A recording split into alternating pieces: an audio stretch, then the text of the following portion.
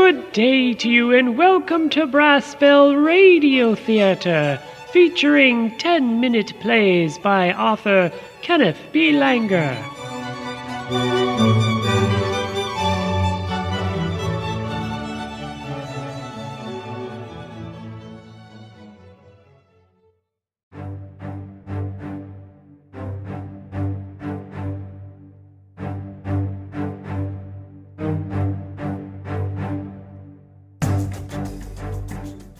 Welcome to episode number 4. Green Grows the Garden. Two detectives question a suspect accused of starting a fire near a homeless shelter. Though he has confessed to the crime, the detectives believe he is holding back on the truth. As the curtain opens, we see Tobias Haas, or Toby, sitting in a chair in the interrogation room of a police station. Toby can often be found living at a downtown homeless shelter. Detectives Sophia Innes and Paul Danielson are just about to enter the room to interrogate their suspect in a crime.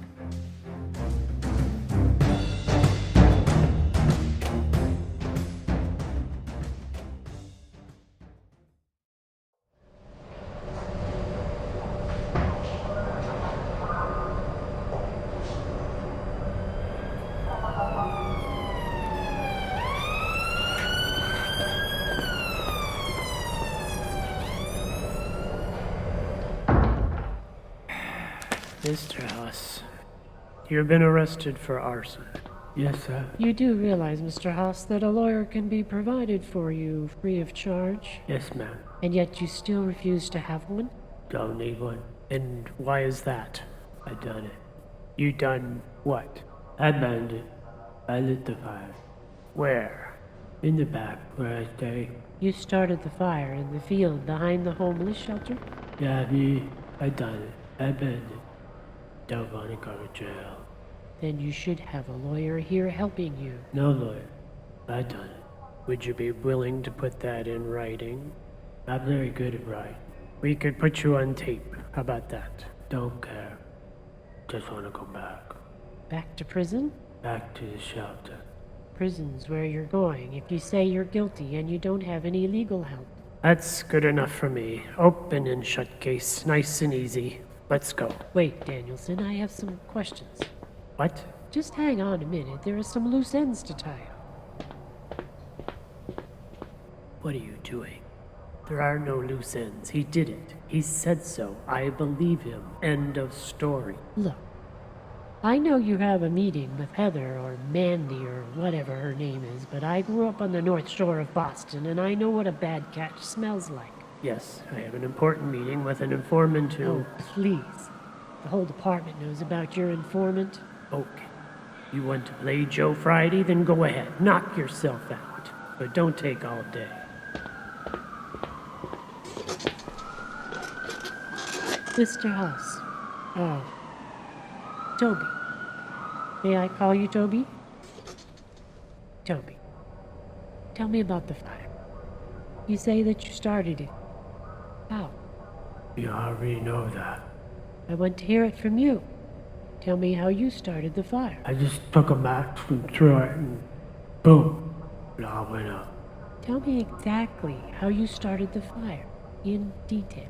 Well, I put some wood, some loose wood that was lying around and piled it all up, and then I got some other stuff, leaves, papers and stuff, and threw it all on top, and then I lit it all.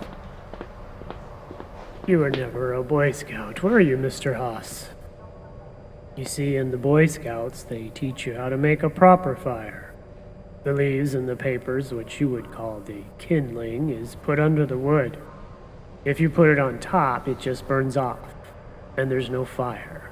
Yeah, well, that's what I did. Leaves, paper, wood, fire. And that's it? That's all you did? Look, lady, what do you want?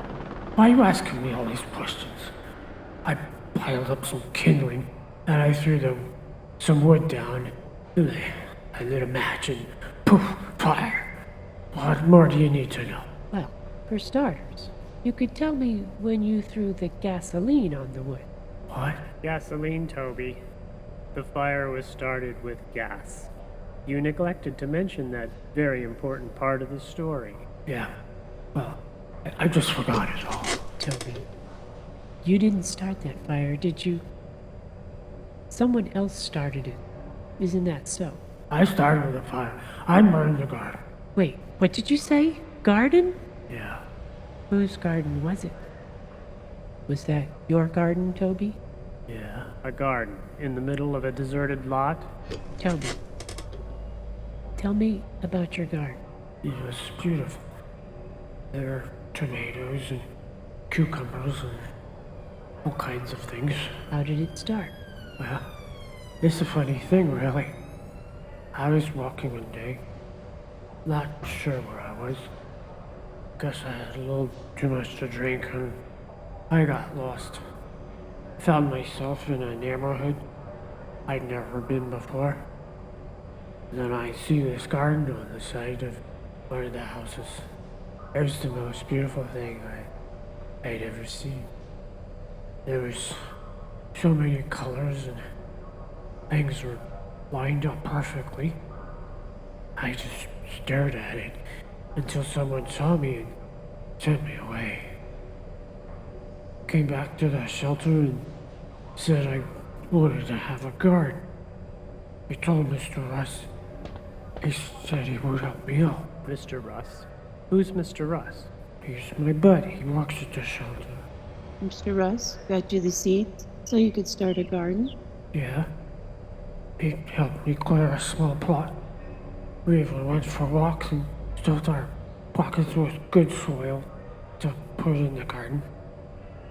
It started small. Actually, it didn't start at all. At least not right away. First couple of years, nothing happened. Nothing. I was going to give up, but Mr. S said it just takes time. And one day I saw it sprout. Then another and another. Soon I had me a small garden. It was like I had seen that one day. Bright colors and straight rows. You know, it was the one thing I was ever good at. And it mostly kept me away from the booze. So, what happened? My garden kept growing. At first I ate the vegetables myself.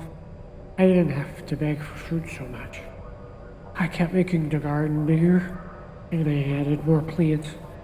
When people saw what I was doing, they donated seeds and tools and supply. Soon I was giving food away, not just to my buddies, but to anyone who showed up at the shelter. And when did you decide to just burn it all away? Mr. Russ got mad at me. Said I shouldn't have let the garden get so big. Said I was, how did he put it? I was upsetting the apple cart. Kind of funny, huh? My garden was upsetting his apples. Why would your garden make him mad? You were focused on something important. You were even providing food to other people. He said that because of me, I wouldn't get any more Christmas presents. What? No good deed goes unpunished. You're not seeing it, are you, Detective? Enlighten me. Homeless shelter depends on donations from people who think it needs their money. It relies on a perception of need. And if that perception changes, so goes the flow of aid.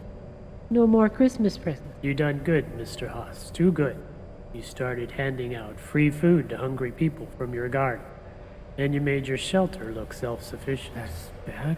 It is to a shelter that depends on a free flow of donated cash to support itself, its clients, and its staff. Is that why Mr. Rush got mad at me? Yeah, I imagine he got plenty mad. Toby, did Mr. Russ tell you to start the fire? He was my friend and he got so upset. I didn't know what to do. Toby, did he tell you to burn your garden? You couldn't do it, could you? You couldn't burn down all that work you did, all those plants you loved. No, He told me to take a long walk. When I came back, it was all gone. Who, Toby? Who told you to take a walk? Mr. Russ. He told you to take a walk. When you got back, your garden was gone? Toby, if Mr. Russ set fire to your garden, if he killed all those beautiful plants you worked so hard to raise, he's not your friend. You fed people who were hungry. That was a good thing. It was the right thing, no matter what Mr. Russ may have told you. Do the right thing now, Toby. Did you see Mr. Russ start that fire? Yeah. Great. There goes my informative lunch. Toby, you're free to go for now. Can I go back to the shelter? Sure. And I'm going to see to it that you get a chance to start another garden. Yeah? And can I go see Mr. Russ? Oh, well, Detective Danielson and I are going to have a little chat with him, but I suspect he may have to go away for a little while. Oh? There are others, Toby, who want to be your friend. Good friends who won't lie to you. Thank you, ma'am. Come on, Toby. I'll walk you out and get one of the officers to give you a ride.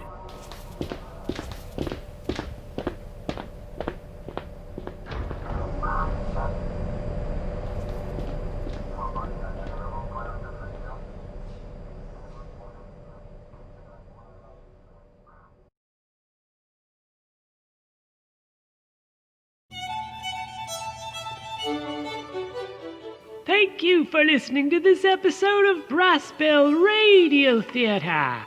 For more episodes, books, and information, please visit brassbellbooks.com. This has been your host, The Clanger, wishing you well.